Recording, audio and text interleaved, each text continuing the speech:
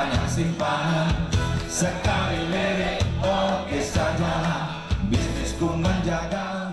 5 bulan setelah konser kecil ini, sejumlah karyawan dipecat dan sebagian mengaku diintimidasi. Susah karena aku yang penting asik, sekali lagi asik.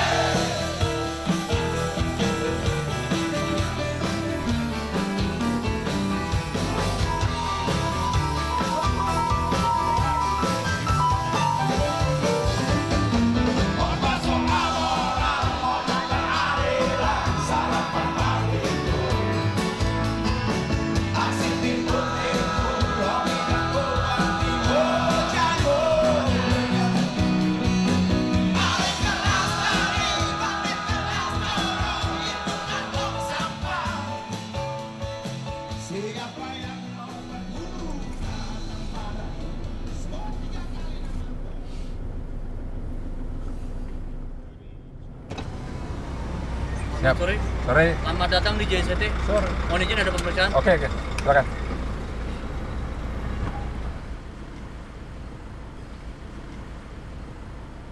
Izin ambil rompinya. Siap.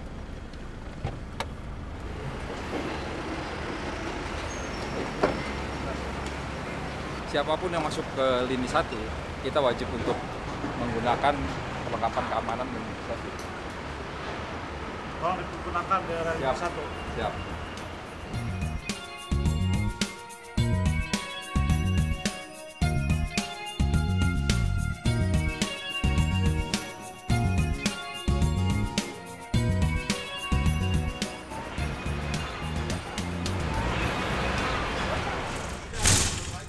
Dari puluhan terminal peti kemas yang berstandar internasional di Indonesia, kita adalah pelopornya untuk standar keselamatan kapal dan juga terminal. Biar kita lihat langsung proses bongkar muatnya di sana dan juga kesibukan JICT sebagai sebuah terminal terbesar di Indonesia. Kalau kita membahasakannya sebagai pintu gerbang ekonomi nasional.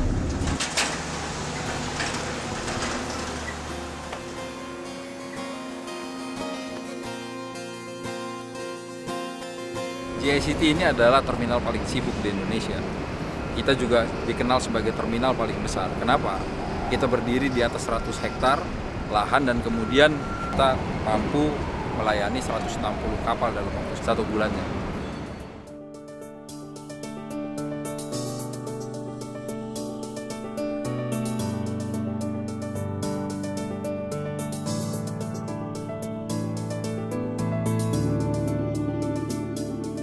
Nova Sofyan Hakim tak melebih-lebihkan cerita. Sudah 8 tahun ia bekerja di Jakarta International Container Terminal atau JICT. JICT adalah perusahaan pelayanan bongkar muat peti kemas, baik untuk ekspor maupun impor, di Pelabuhan Tanjung Priok, Jakarta Utara. JICT kerap disebut-sebut sebagai gerbang ekonomi nasional.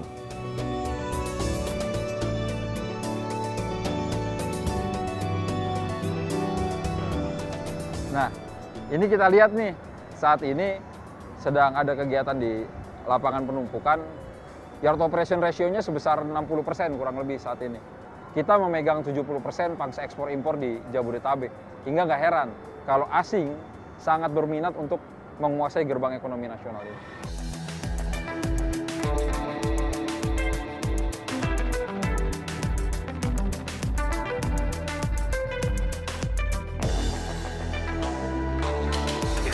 Oke, nanti setuju saya suruh maju aja depan. Dari segi pengelolaan sumber daya manusia dan sistem, JICT sudah berkembang pesat selama 6 tahun terakhir. Beberapa karyawan bahkan dipercaya mengajar sistem pengelolaan pelabuhan di negara lain. Di sini sudah anak bangsa kita semua yang mengerjakan ini semua. Ini bagian namanya bagian control tower dan juga planner di sini ada. Nah, bahkan kawan-kawan kita ada juga yang mengajar langsung ke luar negeri gitu. Kawan-kawan operator di kita dikirim ke Tanzania dan Oman untuk mengajar operator-operator yang di sana dan juga penerapan sistem. Bahkan dari Felixstowe itu ada juga yang datang ke sini untuk belajar masalah penerapan sistem gitu. Nah, ini Bang Ambar ini adalah kawan kita yang waktu itu mengajar kawan-kawan yang dari Felixstowe untuk penerapan sistem. Jadi sekitar tahun lalu, bulan Juli tahun 2015, tim dari Felixstowe datang ke Jakarta untuk mengetahui akan menerapkan sistem engine, OMS, dan glider yang kita pakai di sini. Setelah Bang Ambar ini ada juga Bang Ray. Nah, Bang Ray ini yang kemarin ini mengajar di Oman dan Tanzania. Tepatnya di Oman, Bang ya? Saya di Oman. Oh, di Oman. Bang Ray di Oman. Hasilnya itu cukup memuaskan. Yang tadinya low performanya, jadi kita setelah di sana, alhamdulillah ada peningkatan jauh daripada sebelumnya. Pembuktian anak bangsa bahwasanya kita setara dengan bangsa-bangsa lain. Dulu memang ada pilihannya dari negara lain yang lebih maju dibandingkan kita, tapi pada akhirnya kita yang dipilih. Kenapa? Karena memang mereka yakin atas kemampuan, atas kerja keras, dan juga atas integritas bangsa Indonesia untuk membangun sebuah pelabuhan.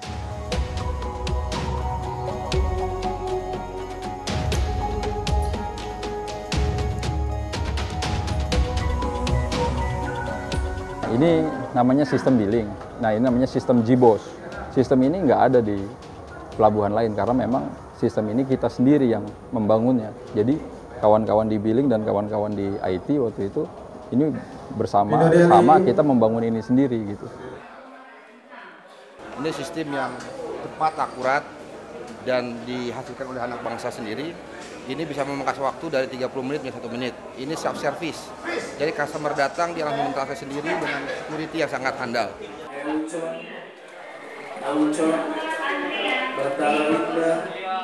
Jadi bicara masalah GICT, bahwasanya GICT adalah terminal terbaik, sudah diakui oleh internasional. Kita mendapatkan 4 penghargaan sebagai terminal terbaik di Asia di kategori 4 juta TEUs.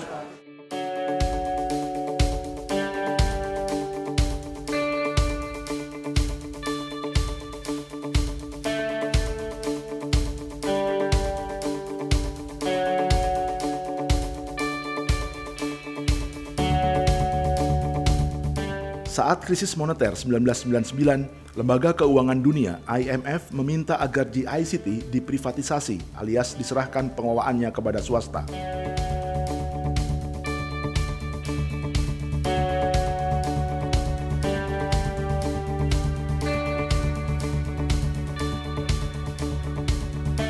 GICT lalu jatuh ke tangan Hutchison Port Holding dari Hong Kong. Dengan memegang 51% saham di GICT seharga 243 juta dolar Amerika, Hutchison mendapat hak pengelolaan hingga 20 tahun yang mestinya berakhir pada 2019 nanti. Sedangkan 48% saham lainnya dipegang BUMN Pelabuhan Indonesia atau Pelindo II, dan sisanya Koperasi Pegawai Maritim.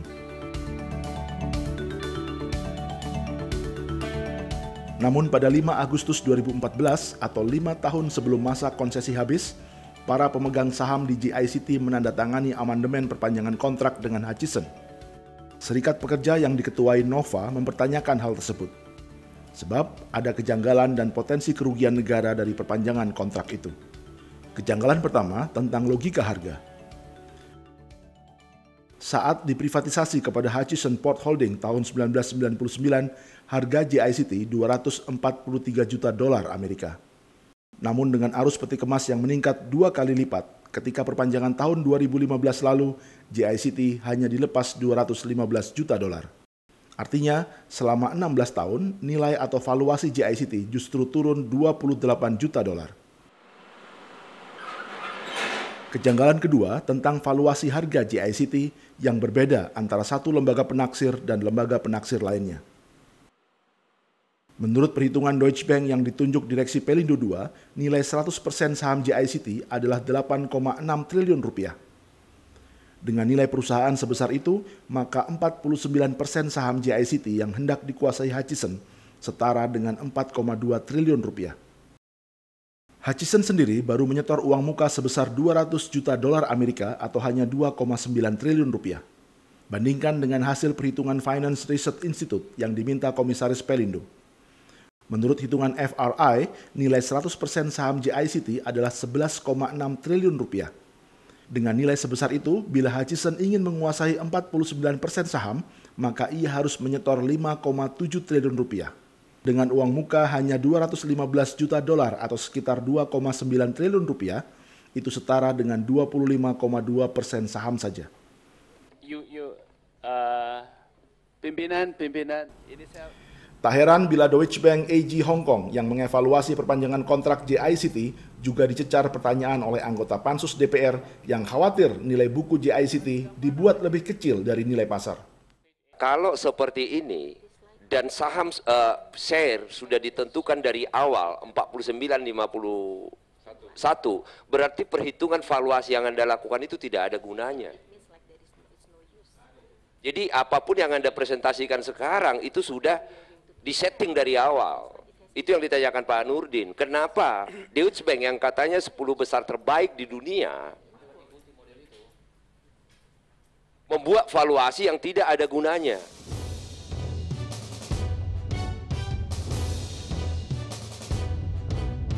Perpanjangan kontrak JICT juga terindikasi melanggar Undang-Undang Nomor 17 Tahun 2008 tentang pelayaran.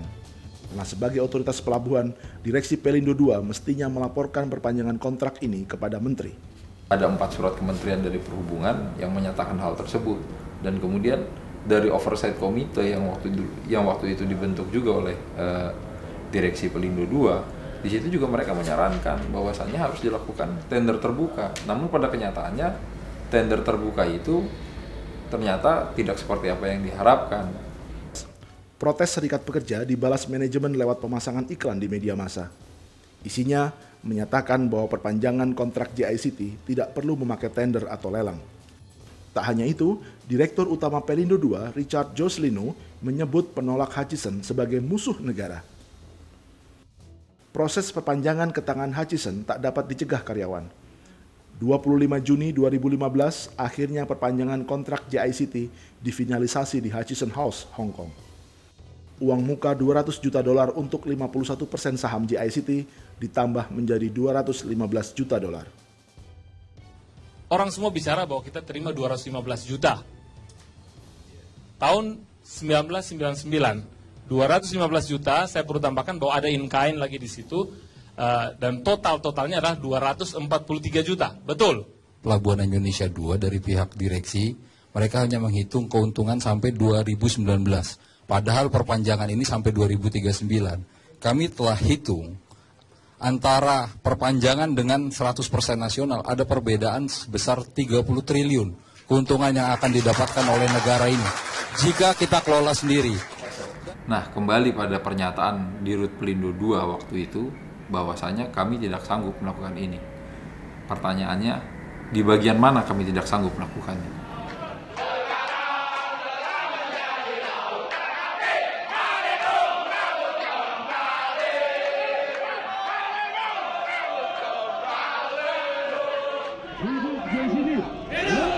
Hidup Indonesia, hidup merah putih, kawan-kawan. Perjuangan Nova dan kawan-kawannya di Serikat Pekerja mempertahankan pelabuhan peti kemas terbesar di Indonesia ini sejatinya telah dimulai sejak 2014.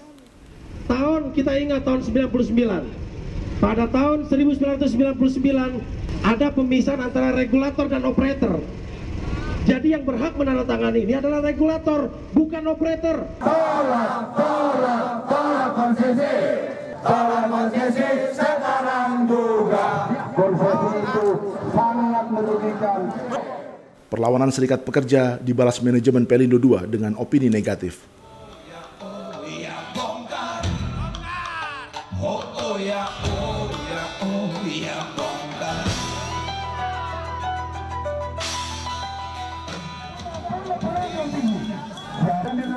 Karena merasa menghadapi kepentingan-kepentingan politik dan bisnis global, Serikat Pekerja pun mendekati sejumlah pejabat negara.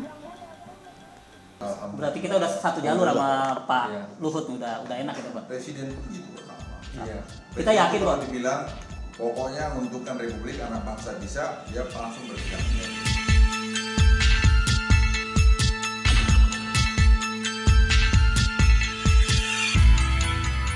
Dini hari di bulan Juli 2015, Serikat Pekerja JICT menggelar protes agar Pelindo II tidak memperpanjang kontrak Hutchison. Namun, aksi ini mendapat reaksi dari manajemen, terutama dari Direktur Utama RJ Lino. Pasti itu. Ya, saya nggak mau tembakan ini. Ya. Ini aspirasi. Selain kalau diaspirasi, silakan tembak ke sana. Sudah tahu semua. Ya, nggak ada gunanya bikin di sini. Ini aspirasi. Bawa ke istana, bawa ke sana. Ya. Saya perintahkan Pak Gaga ya. Semua poster hari ini dicopot. Sejak itu, serangan demi serangan menimpa serikat pekerja. Mulai dari surat peringatan yang dikeluarkan manajemen, ancaman pemecatan hingga teror. Bahkan, Nova yang memimpin sekitar 800 karyawan anggota serikat tak luput dari intimidasi. Surat ini tentang apa? Boleh saya buka? Begitu saya buka, luar biasa kaget karena isinya cukup tajam, cukup jelas. Itu peringatan ketiga buat suami saya. Dua aktivis serikat pekerja JICT dipecat lewat SMS dan hal itu dilakukan pada malam hari. Jadi tanggalnya betul mirip dengan Kuda Tuli ya, 27 Juli. Dan Pak Hermanto ini sudah 2 kali diperlakukan tidak adil. Yang pertama tahun 2001 ya, ketika menentang privatisasi yang pertama, konsesi yang pertama. Dan sekarang 2015 ketika menentang melawan konsesi yang kedua. Ya bagi saya ini yang kedua kali. Ya saya melihat ini ya mereka akan mencoba menerapkan sangat-sangat represif ya. Menerapkan pola-pola seperti 2001. Nah kita melihat ya nggak bisa lah gitu loh. Solidaritas pun digalang. Ratusan karyawan memutuskan meninggalkan alat kerja dan berkumpul di lobi perusahaan. Ada aksi-aksi korporasi sepihak yang dilakukan terhadap JICT dan kami melakukan penolakan. Kita semua di JICT tetap melakukan semuanya sesuai dengan koridor terhadap aset bangsa ini. Tapi itu semua tidak diindahkan.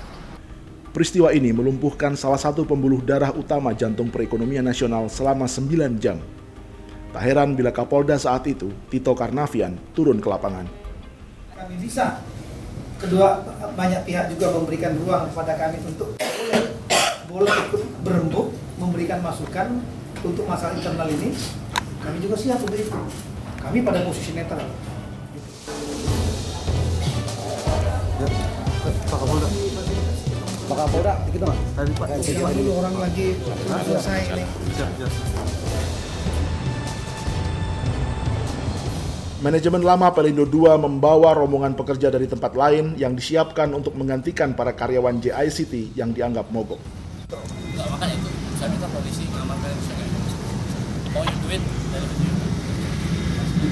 Ya. Kami lagi susun dari dulu Pak ya, ada pertemuan ya. Berapa lama? Kurang lebih 30 menit lah Pak. Ya. Jadi, yang saya ingin masuk itu supaya operasi itu tidak dilakukan. Ya. Jadi ini udah kriminal.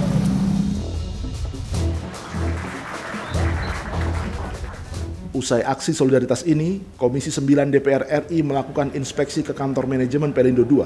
Di Republik Indonesia ini tidak ada semua yang kepala hukum. Jangan yang dikorbankan teman-teman di sini. Mereka mempertanyakan tindakan pemecatan dan mutasi yang dilakukan manajemen Pelindo II kepada karyawan JICT. Tidak ada tekanan apapun, ini memang keputusan dari manajemen. Mana intinya dasarnya tadi ada perubahan segala macam itu berdasarkan hasil rapat dengan direksi semua. Mana hasil rapatnya? Jadi Ibu mau bilang kalau nggak ada perintah dari Pak Lino dari mana? Ini ada SMS dari Pak Lino. Oke. Dan kalau misalnya untuk masalah ini harusnya lewat personal action dan yang lainnya. Apakah sudah dilewati? Komisi 9 DPR RI memberi tenggat waktu kepada direksi untuk memberi jawaban. Tapi direksi Pelindo II bergeming. Dukungan terhadap serikat pekerja justru datang dari dalam maupun luar negeri.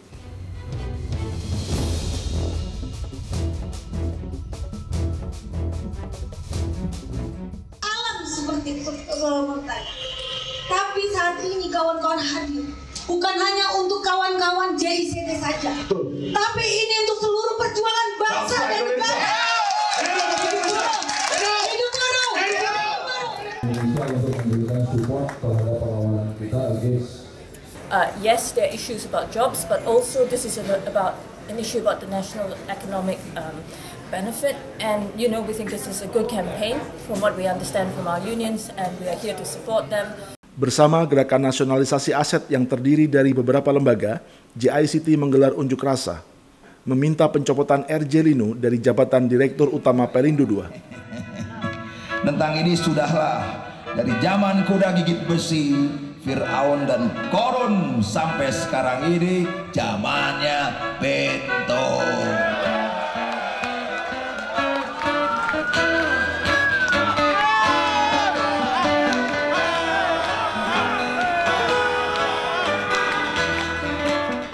(28 Agustus 2015), babak baru cerita di Pelindo II dibuka. Badan Reserse dan Kriminal Mabes Polri tiba-tiba menggeledah Pelindo II dan ruang kerja Direktur Utama RJ Lino.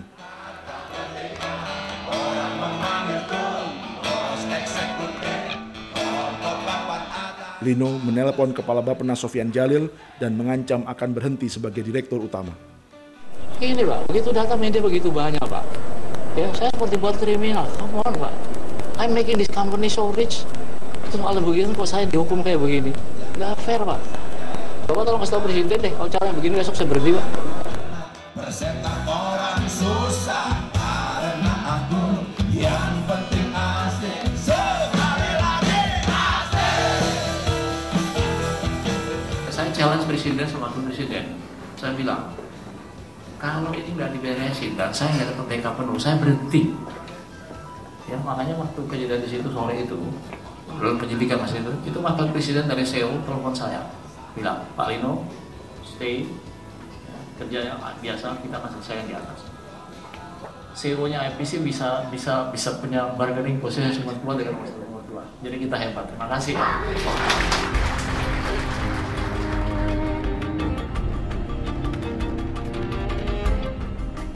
Perjalanan panjang Serikat Pekerja menemukan momentumnya saat DPR membentuk panitia khusus angket Pelindo II. Satu persatu masalah yang membelit manajemen Pelindo II terungkap. Mulai dari pengadaan barang dan jasa, perpanjangan kontrak JICT dan Koja, Global Bond, hingga pembangunan pelabuhan Kali Baru. Harusnya ada konsesi dulu, baru bisa diperpanjang. Yang saya lakukan Pak, saya minta tentang jam datum sekali lagi. Apa konsesi ini diperlukan untuk fasilitas yang sudah ada, yang sudah kita miliki sebelum adanya undang-undang itu? Jawab Jam Datun, Pak Lino tidak perlu minta konsesi untuk aset yang sudah ada sebelum undang-undang ini dilakukan. Kalau dikatakan bahwa Jam Datun telah mengamini kontraknya Pelindo dengan JICT, itu sama sekali tidak pernah diberikan, sekalipun di dalam LO ini nggak ada. Termasuk dengan pihak Hutchinson? Iya, sama sekali nggak ada. Bila Bapak bisa menanyakan dengan pengacara, saya rasa jelas. Izin dari kami ada syarat itu. Kalau syarat ini tidak terpenuhi, berarti izin itu belum berlaku. Kalau misalnya perjanjian konsesi ini tidak ditandatangani, ini mau kapan ditandatangani? Ini perjanjian konsesi ini harus ditandatangani. Ada atau tidak ada pansus. Makanya kami paksa supaya ini harus ditandatangani. Nah pertanyaannya kan begini, konsesi ini, perjanjian konsesi ini berlaku mulai kapan? Ke depan, tidak ada retroaktif loh Pak. Jadi yang sebelumnya itu ya dianggap salah dong. Satu lagi, nah ini kalau menggunakan proyeksi DB ya. Jadi kalau kita bandingkan self-operate dengan extension menggunakan proyeksi DB, total arus kas yang tidak didiskontokan ya, total arus kasnya dari tahun 2019 sampai 2038 itu bagi Pelindo 36,5 triliun. Berarti yang harus dikorbankan untuk 49% adalah 49% dikali 36,5 triliun. Proyeksi DB, manfaat bagi Pelindo II 36,5 triliun lebih besar jika mau operasikan sendiri JICT dibandingkan dengan memperpanjang kontrak. Akibat perpanjangan kontrak, maka potensi kehilangan penghasilan Pelindo II adalah sebesar 36,5 triliun dikalikan 49% saham milik HPH, sehingga potensi kehilangan penghasilan Pelindo sebesar 17,9 triliun dengan asumsi kurs sebesar Rp13.600. Bahwa KPK 16 Desember 2015, Direktur Utama Pelindo II, R.J. Lino, ditetapkan sebagai tersangka oleh Komisi Pemberantasan Korupsi dalam kasus pengadaan mobile crane.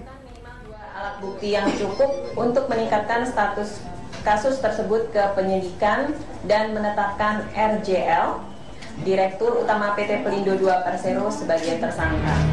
2 hari kemudian, R.J. Lino mengirimkan surat rancangan pengambil alihan PT Jakarta International Container Terminal oleh direksi kepada Dewan Komisaris PT Pelabuhan Indonesia II.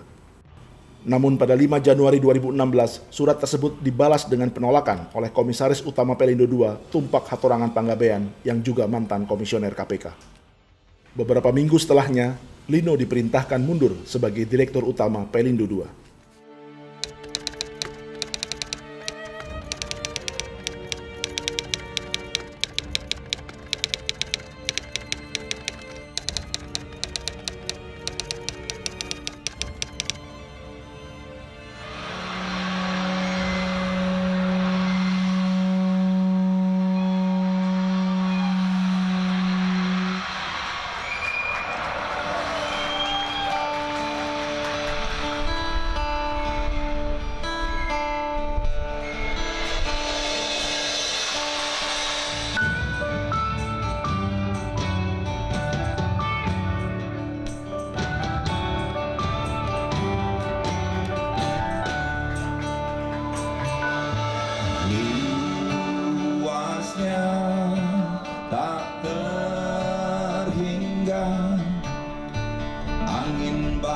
badai adalah temannya, gemuruh ombak nyanyiannya, untuk hidup yang harus diperjuangkan. Dari gini ada visi maritim presiden dan juga nawacita presiden. Nawacita presiden adalah pengelolaan ini oleh bangsa sendiri, terus kemudian dengan bangsa sendiri itu nanti pada akhirnya tol laut itu akan terlaksana. Hari berbulan dan tahun, ungkapkan hati pada samudra. Amanah ini sudah suratan, tidaklah sesal jadi harapan. Pelaut, pelaut, para pelaut, inilah nyanyian membiru. Lihat ombak di pelabuhan, adalah secercah harapan. Pelaut, pelaut, para pelaut, mengerang di lautan. Laut hidup tak boleh ke laut. Ada ikan yang menemani, terkadang camar mengabarkan kisahmu sepanjang jalan.